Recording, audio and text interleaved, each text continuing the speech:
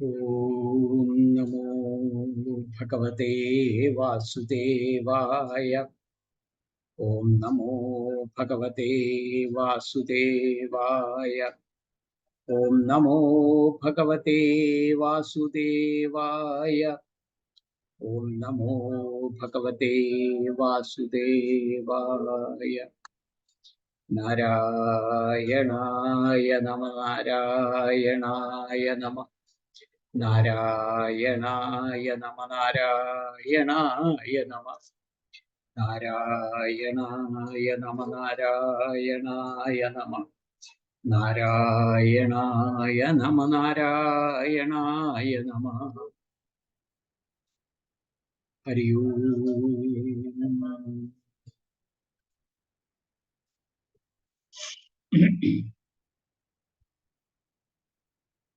എല്ലാവർക്കും ഭഗവത്ഗീത ക്ലാസ്സിലേക്ക്, ഗീതാമൃതം ക്ലാസ്സിൽ കൂടെ നടക്കുന്നതായിട്ടുള്ള ഭഗവത്ഗീത പഠനത്തിന്റെ ഭാഗമായിട്ടുള്ള ഇന്നത്തെ ക്ലാസ്സിലേക്ക് സ്വാഗതം. ഗീതാമൃതം ക്ലാസ്സിലൂടെ മറ്റു കുറേ കാര്യങ്ങൾ പഠിപ്പിക്കുന്നുണ്ട്. നമുക്കത് സ്ക്രീനിൽ കാണാം. താല്പര്യമുള്ളവർക്ക് നമ്മുടെ അഡ്മിനിസ്ട്രേഷന്റെ നമ്പറാണ് ഞാൻ ഈ കാണിച്ചിട്ടുള്ളത്. അതിലേക്ക് മെസ്സേജ് അയച്ചാൽ ക്ലാസ്സുകളിലേക്ക് ചേരാനായിട്ട് സാധിക്കും.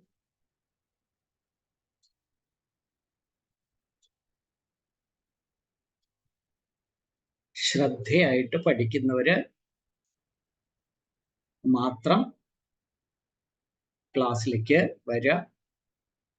കുറച്ച് ദിവസത്തിന് മാത്രമായിട്ട് നിന്ന് പിന്നെ സാധിക്കാത്തവർക്ക് പഠിക്കാനായിട്ട് സമയമായിട്ടില്ല എന്നർത്ഥം. അപ്പോൾ നമുക്ക് ക്ലാസ്സുകളിൽ ഇന്ന് നമ്മൾ ഭഗവത്ഗീതയിലത്തെ 5-ാമത്തെ അധ്യായത്തിലേക്ക് എത്തിയിരിക്കുന്നു. അതിലത്തെ കുറേ ശ്ലോകങ്ങൾ നമ്മൾ പഠിച്ചിട്ടുള്ളതാണ്. 6-ാമത്തെ ശ്ലോകത്തിലാണ് ഇന്ന് വരുന്നത്.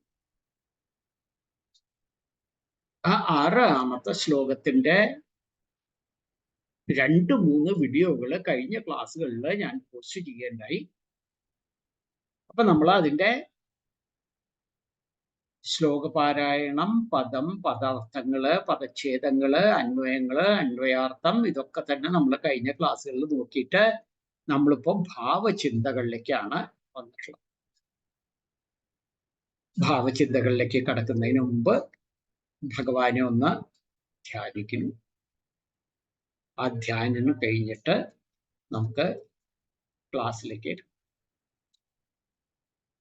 ദദാന ശക്തിമഭയാം ത്രിമുഖം ഷഡ്ഭുജ പ്രഭു സദാശിവോഗ്നിരൂപീ മാം ആഗ്നേയാം പാതു സർവദാ.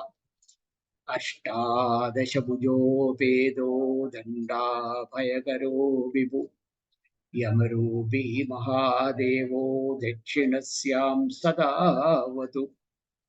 ഖഡ്ഗാഭയകരോ ധീരോ രക്ഷോ ഗണസമന്വിതാ രക്ഷോരൂപി മഹേശോ മാം നൈര്യതാം സർവദാ വദു. പാശാഭയഭുജഃ സർവരത്നാകരനിഷേവിതാ വരുണാത്മാ മഹാദേവാ പശ്ചിമേ മാം സദാ വദു. ഗദാഭയകര പ്രാണനായക സർവദാ ഗതീവായ വാം മാരുതാത്മാത്മാം ശങ്കര പാതു സർവദാ. ശങ്കാഭയകരസ്തോ മാം നായക പരമേശ്വര സർവാത്മാന്തരദിഗ്ഭാഗേ പാതു മാം ശങ്കര പ്രഭു. ശൂലാഭയകര സർവവിദ്യാനമതിനായക ഈശാനാത്മാ തദ്ദേശ്യാനാം പാതു മാം Parameshwara. ഊർധ്വഭാഗേ ബ്രഹ്മരൂപീ വിശ്വാത്മാ സദാവതു. ശിരോ may Shankara പാതു ലലാടം Chandrasekhara. ഭൂമധ്യം സർവലോകേശ ത്രിനേത്രാലോചനേ വധൂ. ഭൂയുഗ്മം ഗിരീശ പാതു കർണൗ പാതു Maheshwara. നാസികാം may Mahadeva ഉഷ്ടൗ പാതു വൃഷധ്വജ. ജിഹ്വാം may ദക്ഷിണാമൂർത്തേർദന്താൻ may ഗിരീശോ.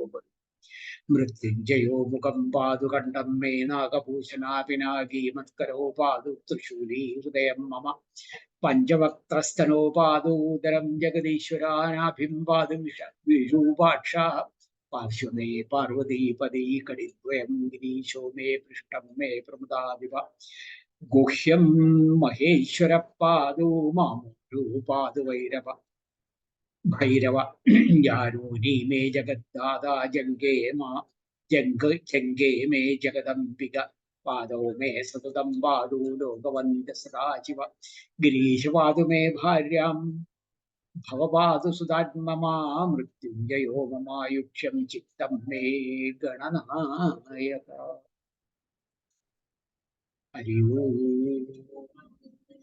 Narayana. അഞ്ചാമത്തെ അധ്യായത്തില് 6ാമത്തെ ശ്ലോകം നമ്മൾ കുറച്ച് നോക്കിയിട്ടുള്ളതാണ്.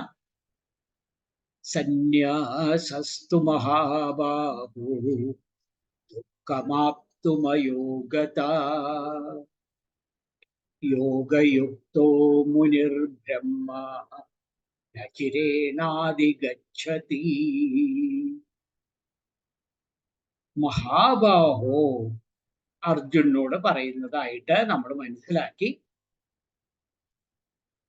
കർമ്മങ്ങള് ത്യജിച്ചത് കൊണ്ട് മാത്രമായിട്ട് നമുക്ക് ഭക്തി മാർഗത്തിൽ കൂടെ കടക്കാനായിട്ട് സാധിക്കില്ല. അതുകൊണ്ട് പറയുന്നു, നമ്മൾ ചെയ്യുന്ന കർമ്മങ്ങള് ശുദ്ധീകരിക്കപ്പെട്ട കർമ്മങ്ങളായിരിക്കണം. അങ്ങനെ കർമ്മങ്ങള് ചെയ്തുകൊണ്ടിരുന്നാലാണ് നമുക്ക് മുക്തി മാർഗത്തിലേക്ക് എത്തുക എന്ന് പറഞ്ഞു. നമ്മൾ കഴിഞ്ഞ ശ്ലോകത്തില് ആദിശങ്കരാചാര്യർ പറഞ്ഞതൊക്കെ ഒന്ന് നോക്കുകയുണ്ടായി. നമേ ദ്വേഷരാഗൗ നമേ ലോഭമോഹൗ മതോ നൈവ മേ നൈവ മാത്സര്യഭാവ. എന്താണ് ആ മനസ്സിന്റെ ചിത്തത്തിന്റെ സ്ഥിതി നമ്മൾ കർമ്മങ്ങൾ ചെയ്യുമ്പോ എന്നതിനെ പറ്റിയിട്ട് ആചാര്യസ്വാമികൾ പറഞ്ഞിട്ടുള്ളതാണ്. അപ്പോഴാണ് അതിന് ഭഗവാൻ പറയുന്നത് ചിത്തശുദ്ധി ഉണ്ടാവണം. ആ ചിത്തശുദ്ധിയാണ് ആവശ്യമെന്ന് ഭഗവാൻ പറയുന്നത്. ഇതൊക്കെ തന്നെ നമ്മൾ കഴിഞ്ഞ ക്ലാസ്സുകളിൽ കേട്ടിട്ടുള്ളതാണ് കേട്ടോ. അത് കഴിഞ്ഞിട്ട് നമ്മള് ആചാര്യസഭകൾ എന്തൊക്കെയാണ് അതിനെ പറ്റിയിട്ട് പറയുന്നത് എന്ന് കൂടിയിട്ട് ചിന്തിച്ചു. രാമാനുജാചാര്യർ എന്താണ് ഈ ശ്ലോകത്തിനെ പറ്റിയിട്ട് പറയുന്നത്? സന്യാസമാർഗം നല്ലൊരു മാർഗമാണെങ്കിൽ പോലും അത് കുറെ കഠിനമായിട്ടുള്ള മാർഗമാണ്. കാരണം മനസ്സിനെ നിയന്ത്രിക്കുക എന്നത് അത്ര എളുപ്പത്തിൽ സാധിക്കുന്നതല്ല. അതുകൊണ്ട് നമ്മൾ ചില പദങ്ങളൊക്കെ പഠിക്കണ്ടായി. അപ്പൊ നമുക്കൊരു ചോദ്യം. ഞാൻ മുമ്പ് കഴിഞ്ഞ ക്ലാസ്സിൽ ഒരു പദം പറയണ്ടേ, സാഗസി. ഈ സാഗസി എന്നാല് എന്താണ് അർത്ഥം? അതാണ് ഇന്നത്തെ ചോദ്യം. ഞാൻ കഴിഞ്ഞ ക്ലാസ്സില് അല്ലെങ്കിൽ അതിന്റെ മുമ്പിലത്തെ ക്ലാസ്സിൽ ഞാൻ അതിനെ പറ്റിയിട്ട് പറഞ്ഞു തരണ്ടേ. എന്താണ് സാഗസി എന്ന് പറഞ്ഞാല് അതിന്റെ അർത്ഥം എന്താണ്? അത് നിങ്ങൾ എല്ലാവരും ഒന്ന് എഴുതി അറിയിച്ചു തരാം. സാഗസി എന്നാല് അർത്ഥം എന്താണെന്ന് ഒന്ന് എഴുതി അറിയിച്ചു തരാം. അപ്പൊ നമ്മൾ ഈ ശ്ലോകത്തിൽ കൂടെ കടന്നുപോയി ശ്ലോകത്തിന്റെ അർത്ഥങ്ങളൊക്കെ നോക്കി. ഇനി നമുക്ക് ഇതിന്റെ കുറച്ച് ചിന്തകളാണ് ബാക്കി നിൽക്കുന്നത്.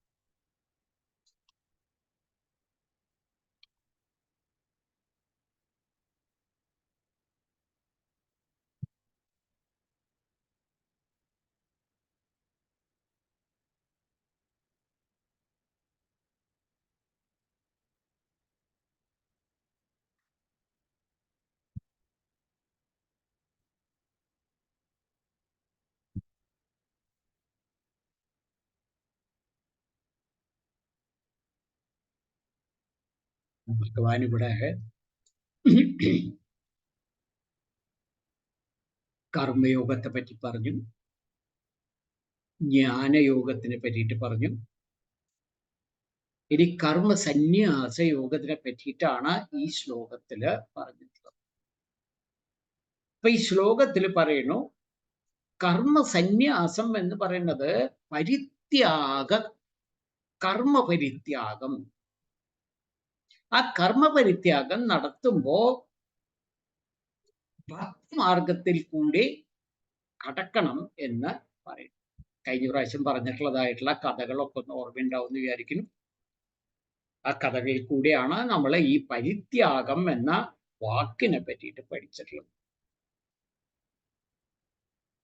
സന്യാസസ്തു പരമാർത്ഥിക ഹേ മഹാബാഹോ ദുഃഖം ആപ്തും പ്രാപ്തും അയോഗതാ യോഗേന വിനാ യോഗയുക്ത വൈദികേന കർമ്മയോഗേന ഈശ്വര സമർപ്പിത രൂപേണ. ആചാര്യസ്വാമികൾ അതിനെ പറ്റിയിട്ട് പറയുന്നതാണ്.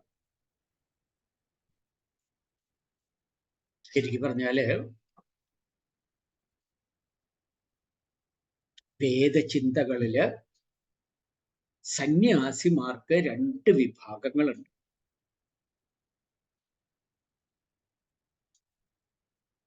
സന്യാസം എന്ന് പറഞ്ഞാല് സാധാരണ ജീവിതത്തിനെ ത്യജിച്ചവരാണ്. ഗൃഹാശ്രമത്തിൽ നിന്നും വിട്ടുവന്നിട്ടുള്ളവരാണ്. എന്നാലും അവരിലും 2 തരത്തില്, ഇപ്പൊ ഒരു ചിന്ത അങ്ങനെയാണ് കേട്ടോ. വേറെ ചിന്തകളില് അവർക്ക് 3 വിഭാഗങ്ങൾ ഉള്ളതായിട്ട് പറയേണ്ടത്. അത് നമുക്ക് എപ്പോഴെങ്കിലും എൻ്റെ സമയം വരുമ്പോൾ അതിനെ പറ്റിയിട്ട് ഞാൻ പറഞ്ഞുതരാം. അതിൽ ഒരു തരത്തിലുള്ള സന്യാസികളാണ് മായാവാദി സന്യാസികൾ.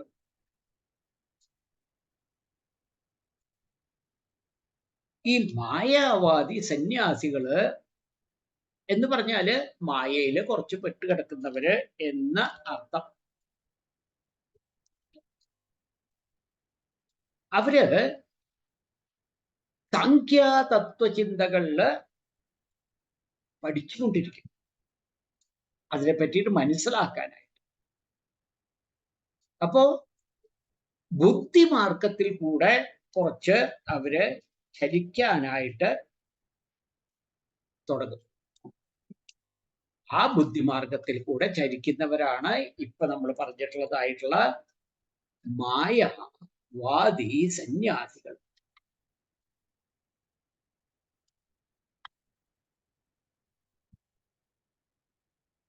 അവരെന്താ ചെയ്യണേ?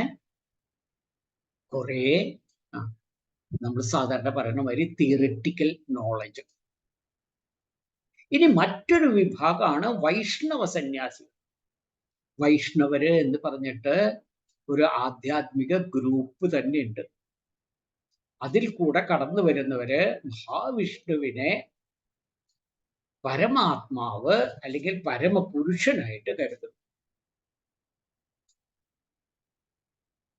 അവര് ഭാഗവതത്തിന്റെ തത്വചിന്തകളിലാണ് നടന്നുകൊണ്ടിരിക്കുന്നത്. അവര് വേദങ്ങളുടെ നിയമങ്ങളൊക്കെ അനുസരിച്ചിട്ട് ഭഗവാന്റെ സേവനത്തില്, ഭക്തി സേവനത്തിലായിട്ട് ഇങ്ങനെ മുഴുകി നിൽക്കുന്നു.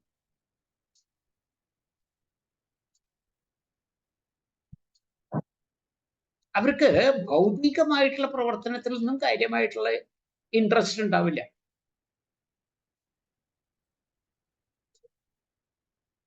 അപ്പൊ അതുകൊണ്ട് 2 തരത്തിലത്തെ മാർഗത്തിൽ കൂടെയും അവരെ എത്തിച്ചേരാൻ ശ്രമിക്കുന്നത് ഭഗവത് പാദത്തിൽ തന്നെ.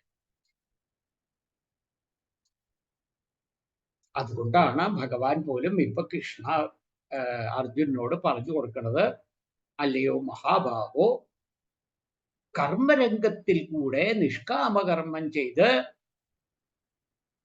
മോക്ഷപാതയിലേക്ക് എത്തുന്നതാണ് ശ്രേഷ്ഠം.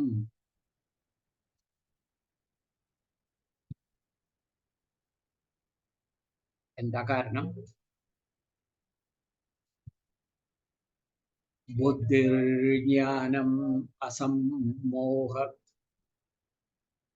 ക്ഷമ സത്യം ദമശമ സുഖം ദുഃഖം ഭവോ ഭാവോ ഭയം ചാഭയമേവ ച അഹിംസാ സമദാ തുഷ്ടിസ്തപോദാനം യശോ യശ ഭവന്തി ഭവഭൂതാനാമത്തമേവ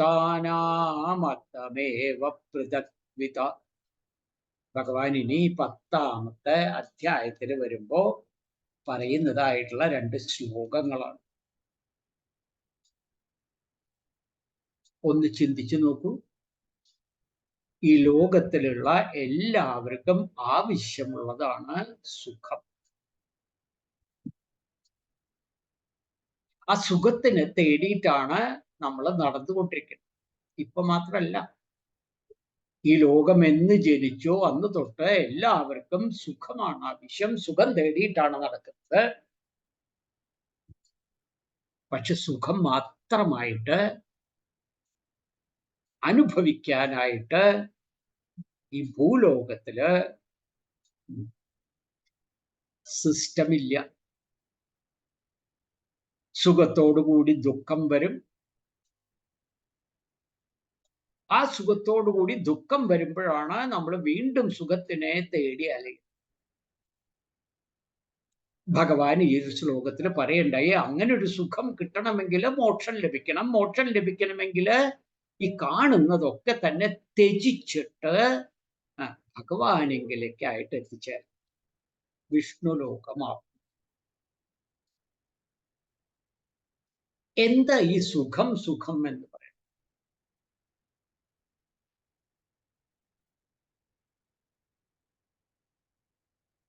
മനസ്സിന്റെ ഒരു അവസ്ഥയാണ് ഈ സുഖവും ദുഃഖവും.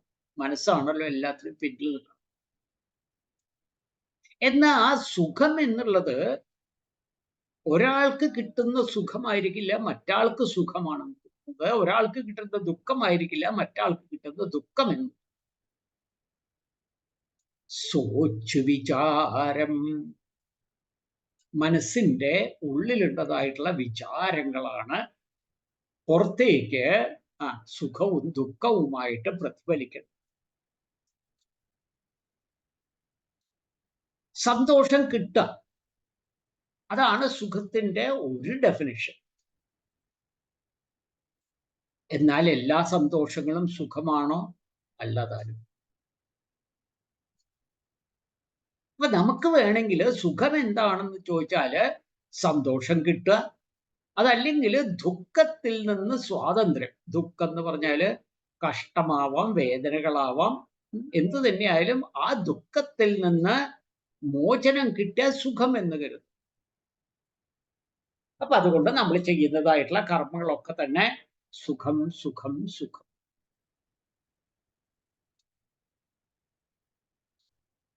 ഗുരുമജ്ഞാനം എന്ന് പറഞ്ഞിട്ട് പഞ്ചാബികളുടെ ഗുരുഗ്രന്ഥത്തില് പറയുന്ന ചില വാക്യങ്ങള് നമുക്ക് സുഖത്തെ പറ്റിയിട്ട് മനസ്സിലാക്കി തരും. അതൊക്കെ പഞ്ചാബി ഭാഷയിലാണ് എഴുതിയിട്ടുള്ളത്. ഗുരു ഗ്രന്ഥ സാഹിബ് എന്നൊക്കെയാണ് അവർ പറയുക. അവര് പൂജിക്കുന്നത് സാധാരണയായിട്ട് ഈ ഗുരുഗ്രന്ഥങ്ങളെയാണ്, മൂർത്തികളല്ല. അവർക്ക് ആ ഗ്രന്ഥമാണ് ഈശ്വരൻ, ഭഗവാൻ. എല്ലാവർക്കും ആവശ്യം ഉള്ളത് എന്താണെന്ന് സുഖകൗമാകെ ശുഭകോ ദുഃഖൂനമാകെ പോയി. ആരെങ്കിലും ദുഃഖം ചോദിച്ചു വാങ്ങും? ആരുമില്ല. എല്ലാവർക്കും ആവശ്യം സുഖമാണ്. സുഖം കിട്ടാനായിട്ട് ചോദിച്ചുകൊണ്ട് നടക്കും. നമ്മളുടെ ആഗ്രഹം സുഖം കിട്ടാനാണ്. അത് കിട്ടാനായിട്ട് നമ്മൾ ചോദിക്കുക കൂടി ചെയ്യും. അതുകൊണ്ടാണ് മനുഷ്യൻ സന്തോഷത്തിന്റെയും സുഖത്തിന്റെയും പിന്നാലെ കടന്നു ഓടുന്നത്. ജതൻ ബഹുത് സുഖേ കി ദുഃഖ് കോ കിയോ ന കോയി.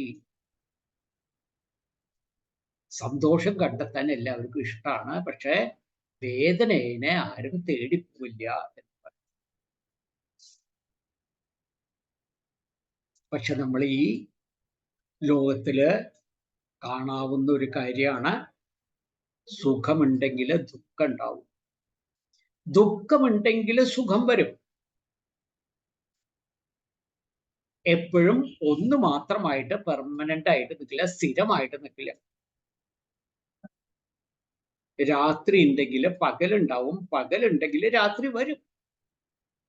പക്ഷെ നമ്മൾക്ക് എന്താ ആവശ്യം? എപ്പോഴും സുഖം തന്നെ ആയിട്ടിരിക്കണം. ആ സുഖത്തിനായിട്ട് ആൾക്കാർ പലതരത്തിലുള്ള കാര്യങ്ങൾ ചെയ്യും. പണം സമ്പാദിക്കും, ഭൗതിക വസ്തുക്കൾ സമ്പാദിക്കും. അതൊക്കെ തന്നെയാണ് സുഖം എന്ന് അവർ കരുതുന്നു. ഭഗവാൻ എത്രയോ തവണ ഭഗവത്ഗീതയെ കൂടെ തന്നെ പറഞ്ഞിട്ടുണ്ട്, അതല്ല സുഖം. സുഖം എന്നത് മനസ്സിന്റെ ഒരു അവസ്ഥയാണ്. ഇപ്പൊക്കെ എല്ലാവരും ഓടിക്കൊണ്ട് നടക്കുകയാണ്. പ്രമോഷൻ കിട്ടണം, പുതിയ പദവി കിട്ടണം, പുതിയ കാർ കിട്ടണം, പുതിയ വീട് കിട്ടണം. ഇതാണോ സന്തോഷം എന്ന് ചോദിച്ചാല് അതല്ല സന്തോഷം എന്ന് അവർക്ക് കുറച്ച് കഴിഞ്ഞാലാണ് മനസ്സിലാവുക. സുഖൂന്നാഹി ബഹുദേ ധനിഘാട്ടെ. ധാരാളം സമ്പാദിച്ചു കൊണ്ട് മാത്രം സുഖം കിട്ടില്ല. എത്രയോ ധനികര് അസാധ്യമായിട്ടുള്ള ദുഃഖത്തിൽ കിടന്നിട്ട് ജീവിതം പാഴാക്കുന്നവര്. അവിടെയാണ് മനസ്സിന്റെ ഗതിയെ പറ്റിയിട്ട് പറയുന്നത്. പണത്തിന്റെ പിന്നാലെ, പണം വേണ്ട എന്നല്ല പറയണത്, പക്ഷെ പണത്തിന്റെ പിന്നാലെ ഓടേണ്ട ആവശ്യമില്ല എന്ന് നമ്മൾ ഇതിൽ നിന്ന് ഒന്ന് മനസ്സിലാക്കും. ഭഗവാൻ പറയുന്നു, നമ്മളുടെ മനസ്സിനെ ഒന്ന് പക്വത വരുത്തി കഴിഞ്ഞാല്, മനസ്സിനെ ഈ ലോകത്തിൽ ജീവിക്കാനായിട്ട് പഠിപ്പിച്ചു കഴിഞ്ഞാല് അതാണ് സുഖം തരുക എന്ന്. ഹൗമേമാരി സദാ സുഖു, അതാണ് മനസ്സിലാക്കേണ്ടത് എന്ന് ഒരു ഗ്രന്ഥ സാഹിബില് പറയും. അതിലൊരുപാട് കാര്യങ്ങൾ നമ്മൾ പറയേണ്ടത്, നമുക്ക് എല്ലാത്തിലേക്കും നോക്കാനായിട്ട് സമയമില്ല. പക്ഷെ ഞാൻ അതൊന്ന് ഉപയോഗിച്ചിട്ട് നമുക്ക് അറിയാവുന്നതായിട്ടുള്ള ഭാഗങ്ങളിൽ പറയും. കബീർ പറയുന്നതും അത് തന്നെ. എന്നാണോ നമ്മളുടെ മനസ്സിൻ്റെ ഉള്ളിലുള്ള ഈഗോ, അഹംഭാവം മരിക്കുന്നത്, അന്ന് തൊട്ട് സുഖം. ആ അഹംഭാവത്തിനെ കീഴടക്കുമ്പോഴാണ് നമുക്ക് മനസ്സിന് ശാന്തത കിട്ടുന്നതും. മനസ്സിന് ശാന്തത കിട്ടുമ്പോഴാണ് നമുക്ക് ശാന്തി വരുന്നതും. ശാന്തി വരുമ്പോഴാണ് സുഖമായിട്ടിരിക്കുന്നത്. കബീർ ജാദിൻ ഹൗ പാചേ ഭായ് അനന്തു മോഹി മിലിയോ പ്രഭു അപന സർഗി ഭജഹി ഗുരു. ഓ കബീർ, കബീർ പറയുന്നതായിട്ടാണ്. കബീർ എപ്പോഴും എഴുതുമ്പോ അങ്ങനെ എഴുതാം. ഞാൻ പറയുന്നു, കബീർ പറയുന്നു എന്ന് പറയും. നമ്മളെ തന്നെ മനസ്സിലാക്കാനാണ് കബീർ പറയുന്നത്. ആ മഹാപ്രഭുവിനെ കണ്ടുമുട്ടണം. എന്നിട്ട് ആ മഹാപ്രഭുവിനെ നമ്മളുടെ കൂട്ടുകാരനാണ്. അപ്പോ നമ്മളുടെ മനസ്സും നമ്മളുടെ ഇന്ദ്രിയങ്ങളിലും ഗോവിന്ദുമായിട്ട്, അതായത് ഭഗവാനുമായിട്ട്, പ്രഭുവായിട്ട് ഐക്യപ്പെട്ടിരിക്കുമ്പോൾ നമുക്ക് സുഖം.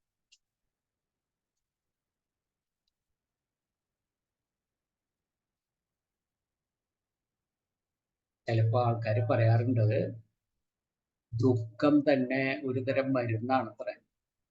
കാരണം വെച്ച് കഴിഞ്ഞാല് സുഖം എന്താണെന്ന് അറിയണമെങ്കിൽ കുറച്ചൊക്കെ ദുഃഖം ഉണ്ടായാലേ സുഖത്തിന്റെ ആ മധുരം ആസ്വദിക്കാൻ സാധിക്കുള്ളൂ. അപ്പോ ആ മധുരം ആസ്വദിക്കണമെങ്കിൽ കുറച്ച് ദുഃഖം വന്നാല് ദുഃഖമാണ് മരുന്ന്. അപ്പൊ ആ മരുന്ന് കഴിക്കുമ്പോൾ നമുക്ക് സുഖത്തിന്റെ ഭാഗത്തേക്കായിട്ട് കടക്കാനെത്തും എന്ന് പറയുന്നു.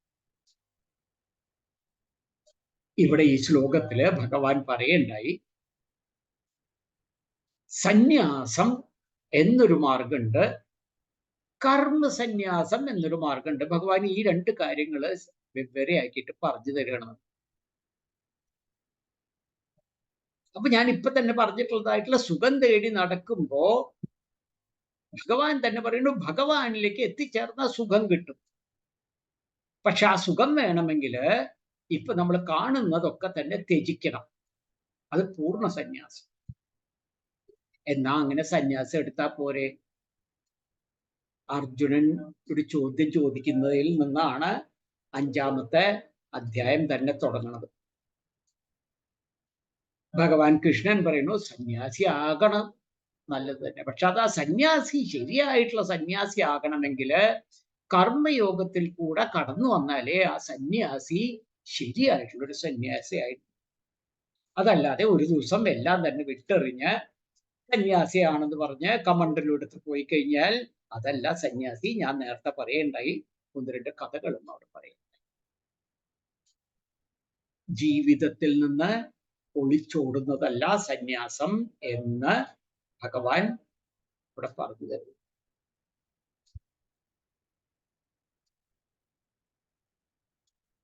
അപ്പൊ ചുരുക്കത്തില് ഭഗവാൻ പറയുന്നു കർമ്മസന്യാസമാണ് ശ്രേഷ്ഠമായിട്ട് ഇരിക്കുന്നത്. ആ കർമ്മസന്യാസത്തിനെ പറ്റിയിട്ട് പറയുന്നതായിട്ടുള്ള ആ ശ്ലോകമാണ് 6-ാമത്തെ ശ്ലോകത്തില് നമ്മൾ കണ്ടിട്ടുള്ളത്.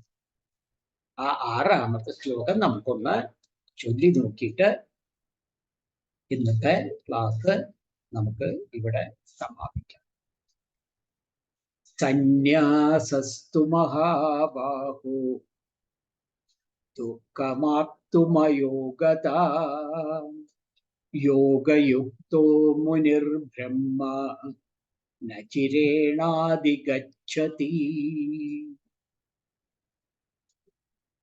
എല്ലാവർക്കും നമസ്കാരം.